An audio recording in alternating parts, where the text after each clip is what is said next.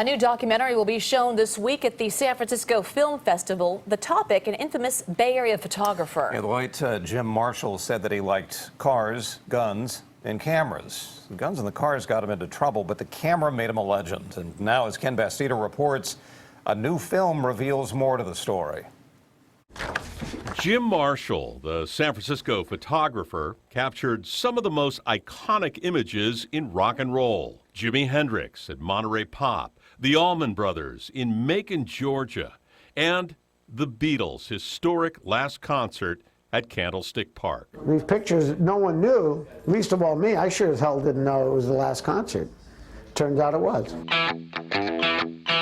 Now, a new documentary turns the lens on the photographer. You think you knew Jim, but you didn't. Amelia Davis has managed Jim's archive since he died 9 years ago.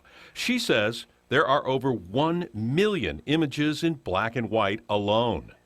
Some are seen in the film, and they are revealing. Jim is known as this drugged out, gun-toting, crazy photographer, but when you take a look at his entire body of work, you see that that's just not true. In the film, Jim is a photojournalist, not a celebrity photographer. He had a curious eye. He was always looking to see what was happening. President Kennedy died at 1 p.m. Central Standard Time. On November 22nd, 1963, when President Kennedy was assassinated in Dallas, Jim captured these images at Rockefeller Center. At the time, he was living and working in New York City.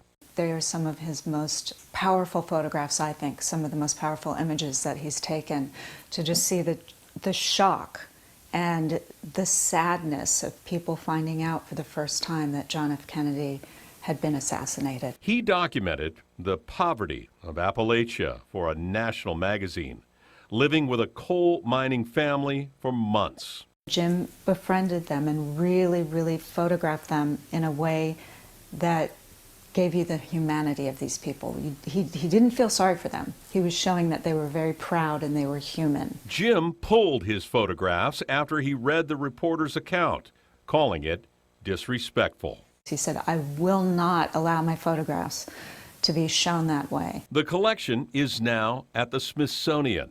That said, this guy was far from perfect. As you either loved Jim or hated him.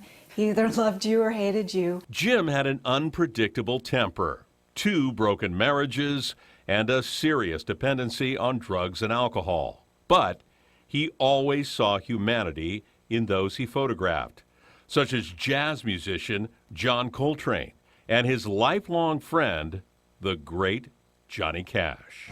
The documentary is called Show Me the Picture, the story of Jim Marshall.